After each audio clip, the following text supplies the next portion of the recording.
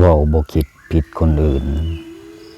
เว้าแบบคนบ่ตื่นฝืนเว้าไปความบันไลจะบังเกิดมื้อนี้เฮาก็สิมาเว้าเรื่องร้อนๆเรื่องหนึ่งเนาะเว้าย้อนไปตั้งแต่ผู้สมัยโจรสลัดโด่งดังย้อนไปตั้งแต่สมัยราชาโจรสลัด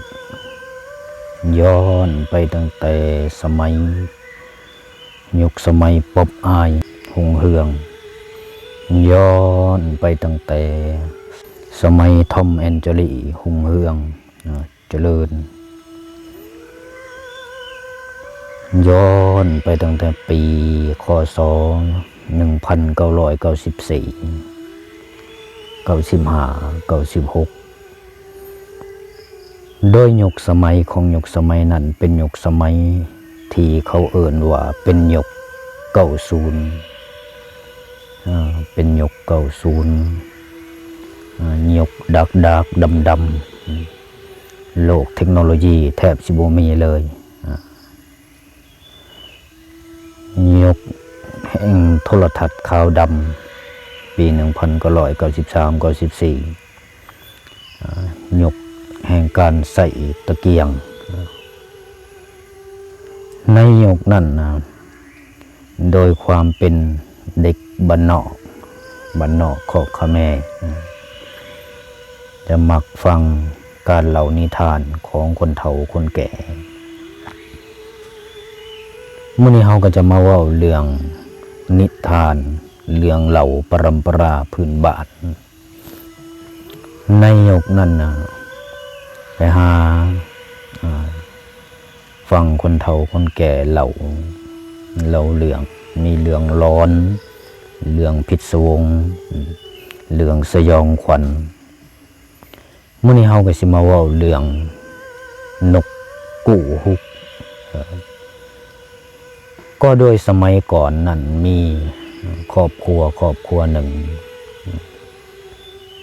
ครอบครัวนั้นแม่ย่ากับลูกไผ่บ่ค่อยถือกันแม่ย่าเป็นคนมักด่าเก่งลูกไผ่ก็เป็นคนจิตใจคับแคบหายง่ายอันนี้คือเป็นเรื่องเล่าลูกชายของแม่ก็เลยไปแต่งงานกับคนลูกสาวต่างบ้านลูกชายก็เลยเอาลูกสาวมาเฮ็ดเมียเป็นเมียมาอยู่นำกันกับแม่ย่าก็คือแม่ผัวนั่นเองอยู่กันไปหลายฝ่าหลายปีแล้วอยู่กันไป3-4-5 ปีตั้งแต่เมื่อที่ลูกไผ่มาอยู่กับแม่ย่านี่บ่เคยเว้าดีแม่ย่าก็บ่เคยเว้าดีกับลูกไผ่จักเทื่อแต่ละมื้อแต่ละเว้นก็ด่าลูกไผ่กินก็ด่าบ่กินก็ด่ากินน้อยก็ผิดกินหลายก็ผิดภาษาโบราณเพิ่นว่าไว้ว่าขี่ใส่น้ำก็ผิดขี่เทิงบกก็ผิดแต่ละมื้อแต่ละเว้นลูกไผ่เฮ็ดก็ด่าบ่เฮ็ดก็ด่าแม่ย่าเป็นคนมักด่าผ่านไป3-4-5 ปีวันหนึ่งผัวกับเมียนี่ก็เลยไปสอนภาษาบ้านเฮาว่าไปสอนลูกฮวกไปสอนลูกออดพอไปสอนแล้วบัดนี้ก็เลยได้ปิ้งข้าวตัวหนึ่งโตมากใหญ่ 2-3 โตนี่แหละได้แล้วผู้เป็นลูกไผ่เนี่ยก็เลยนำมาแล้วก็เอือบเกลือทาเกลือเขาบอกว่ามักเกลือไว้พอคำมาแม่ย่านี่ก็เป็นคนตำหูกทอผ้าไหมโดยคนสมัยก่อนนี่มักสิตำหูกแต่ละบ้านแต่ละเฮือนก่อน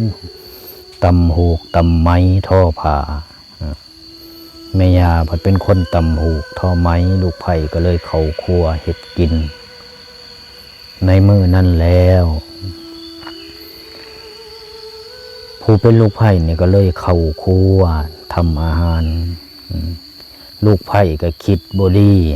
กับแม่ยาเพราะว่าแม่ยานี่ด่าลูกไผ่มาตลอด 3-4 ปีอยู่นำกันในมื้อนั้นวันนั้นคำแรงของมื้อนั้นเองลูกไผ่นี่ก็เขาไปปิ้งภาษาบ้านเฮาเขาปิ้งข้าวปิ้งตัวใหญ่ๆนั่นปิ้ง 2-3 โตแล้วก็ซอยให้มันซอยใส่จานแล้วก็มาให้แม่ตั้งเห็ดพะเขาให้แม่มีแจวแน่แล้วก็มีปิ้งพอคำมาแม่เศร้าจากนั้นตามการตำหูกทอไม้แม่ก็ขึ้นมาแม่ของผัว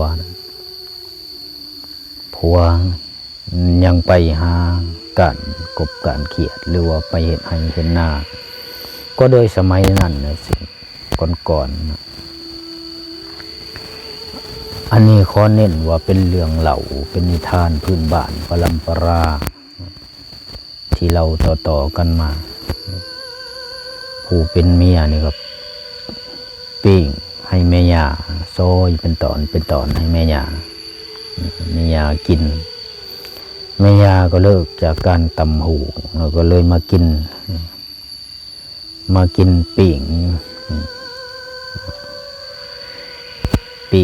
งนั่น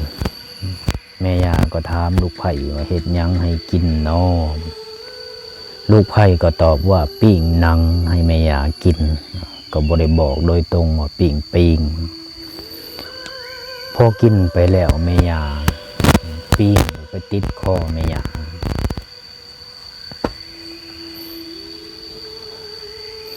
ปิ้งไปติดคอแม่ยาเฮ็ดให้แม่ยาเสียชีวิตเฮ็ดได้กับบ่ลงปิ้งฆ่าคอแม่ยาเฮ็ดได้กับบ่ลงเฮ็ดได้กับบ่ลงสุดท้ายแม่ยาก็เลยเสียชีวิตในค่ำคืนมื้อนั้นแม่ยาก็เลยฮู้ว่าถ้ากูตายไปกูก็สิเอาลูกไผ่ไปนำแสงไว้ว่าถ้ากูตายในมื้อนี้ในโรงศพของกูที่นอนไว้ในเฮือนสาธุแม่ย่าตั้งอธิษฐานไว้ถ้ากูตายนี่ถ้าในโรงนั้นบ่ให้ไผยกบ่ให้ไผย่อได้ไผแห้งสำใดก็ดีบ่ให้สามารถยกย่อไปได้ยกเว้นแต่ลูกไผ่กูคันลูกไผ่กูมายกแล้วมาแตะแล้วคงให้มันขึ้นไปโดยเร็วโดยพลันหลังจากนั้นผู้เป็นแม่ย่านี่ก็ตายแล้วก็เฮ็ดโลงเฮ็ดหยังใส่ตั้งไว้กลางเฮือนครบงานแล้ว 3-4 คืนฮอดมื้อจะเอาลงห่มลงเย็นหลายคนกำลังสิมาย่อสิมายกสิมาโจมทั้งหนุ่มชายสกันหลายคนเท่าไรก็มาย่อก็บ่ขึ้นลงนั้น 4-5 คนเป็น10 คนหรือผู้ที่แห้งเท่าไรก็มาย่อก็บ่ขึ้นมาแก่ก็บ่ไปลงนั้นเขาก็เลยว่าด้วยความอาถรรพ์ด้วยความเหี้ยนเขาก็เลยเสี่ยงให้คนไปย่อคนในครอบครัวผู้ใดไปย่อก็บ่ขึ้นลูกชายไปย่อก็บ่ขึ้นผัวไปย่อก็บ่ขึ้นลูกทั้งหลายไปย่อก็บ่ขึ้นยังเหลือแต่ลูกไผ่ที่บ่ได้ไปย่อฮอดคิวลูกไผ่คนสุดท้ายแล้วมัน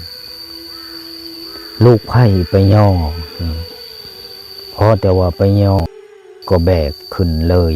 ย่อขึ้นแบกขึ้นเลยโดยที่บ่นักบ่นาอีหยังเลยลูกไผ่ก็เป็นคนแบกโลงนั่นไปผู้เดียวแบกไปถึงกองพรแล้ว ไปแล้ววางลงกองพรบ่ได้โลงนั่นติดกับลูกไผ่โดยความอาฆาตเกลียดแค้นของแม่ย่า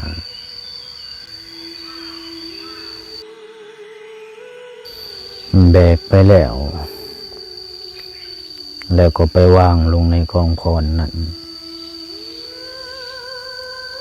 วางลงแล้วลูกไผ่ผู้ที่จะลูกไผ่ผู้ที่แบกลงไปนั่นกล่าวว่าจะเอาโตออกไปก็เลยเอาออกบ่ได้เพราะว่ามันติดอยู่กับโลงตลอดบ้านนี้ชาวบ้านอ้อมแอมคิดว่าจะจูดก็จูดบ่ได้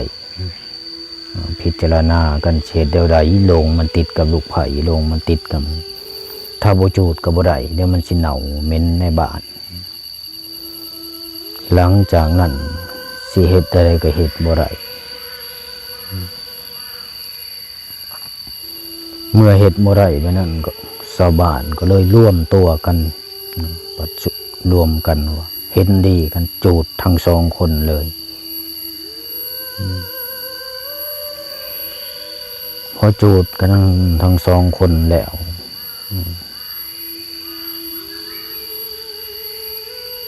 ไม่จูดทั้งลูกไผ่จูดทั้งแม่หญ้าก็ตายไปนำกันยังเหลือแต่ลูกชายหรือผัวของลูกไผ่นะแล้วก็ลูกหลานของอันแม่หญ้า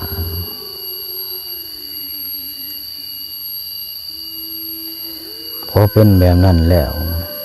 แม่หญ้าก็ไปเกิดเป็นนกซึ่งไปเกิดเป็นนกนั่นก็ไปเกิดเป็นนกเข้าแมวโดยความอาลัยในหูกพอเพิ่นตำหูกยังบ่แล้วเมื่อเพิ่นตำหูกยังบ่แล้วแม่ย่าก็ไปเกิดเป็นนกเข้าแมว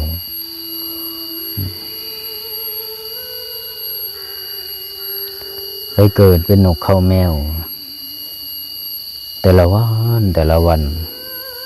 ยามกลางค่ำมาแรงมากลางคืนมา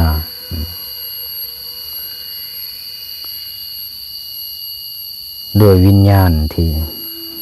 คิดฮอดอะไรในหูของเพิ่นนกเข้าแมวนะมันก็สิห้องกูยามค่ำกลางคืนมานกเข้าแมว นกเข้านั่นยามมื้อเช้าหรือยามมื้อแลงมานกเข้านั้นมันก็สิห้องว่ากูฮุกกูฮุกกูฮุกคำมายามมื้อเช้าตีสามตีสี่หรือกลางคืนมานกนั่นมันก็จะไปห้องกูฮุกกูฮุกมือใดฝนสิตกนกนั้นมันก็สิไปห้องกูฮุกกูฮุกโดยความเชื่อความเป็นโดยความเชื่อของคนบูฮานเพิ่นเว้าไว้ว่านกกูฮุกหรือว่านกเข้าแมวนี่ถ้าไปห้องนาเฮือนผู้ใดก็ดีไปห้องนาเฮือนนาซานนาบ้านหรือต้นลำมุดลำไยในบ้านใดก็ดีเดินบ้านใดก็ดีจะเฮ็ดให้คนนั้นเจ้าของบ้านนั่นเจ้าของเฮือนนั่นมีอันเป็นไปนั่นนี่เป็นความเชื่อคนอดีตคนโบราณในยุคนั้นทานกเข้าที่มันห้องว่ากูฮุกกูฮุกกูฮุกเสียงเย็นมีนกเข้าตัวหนึ่งมันก็ห้องแมวในอากาศที่เยือกเย็นอันดึกเย็นเยือกในเที่ยงคืนหรือตีสองตีสามถ้านกเข้านี่ไปห้องในนาเฮือนของไผจะเฮ็ดให้นาเฮือนคนนั้นมีอัปมงคลหรือเฮ็ดให้เจ้าของเฮือนนั้นมีอันเป็นไปเจ็บป่วยไข้ถึงขั้นล้มเสียหายตายเสียจาก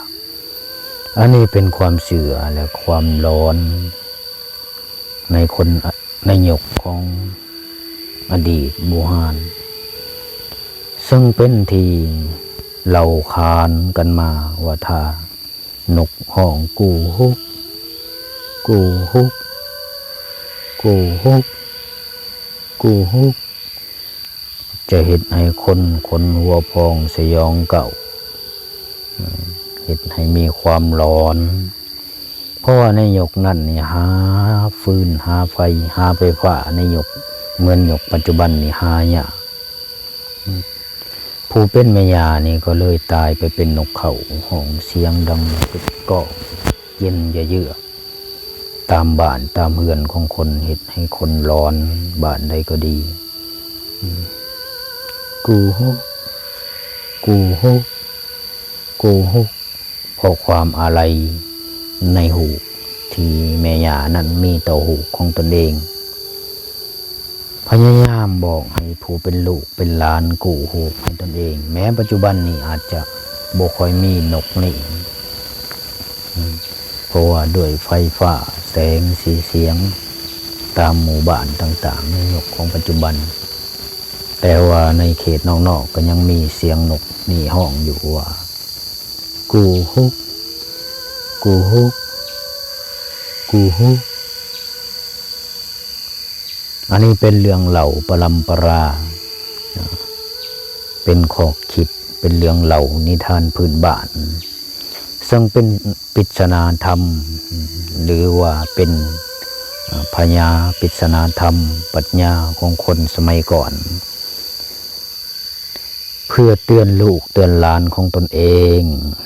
ให้มีความระมัดระวังในการไปกันมาเพราะว่ายุคก่อนๆนี่ถ้าว่าจะสอนลูกสอนหลาน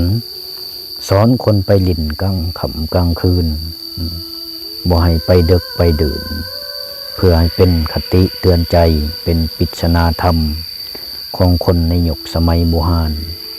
โดยการเอาเรื่องเล่าเรื่องผีมาเป็นตัวสอนคนรุ่นเก่าให้เชื่อให้ฟังบ่ให้ไปลิ่นดึกดื่นเที่ยงคืนดึกดื่นค่อนคืนบ่ให้ไปในที่สัญจรในที่ต่างๆอันนี้ก็เป็นนิทานปรัมปราที่เฮายกมาเล่าสู่กันฟัง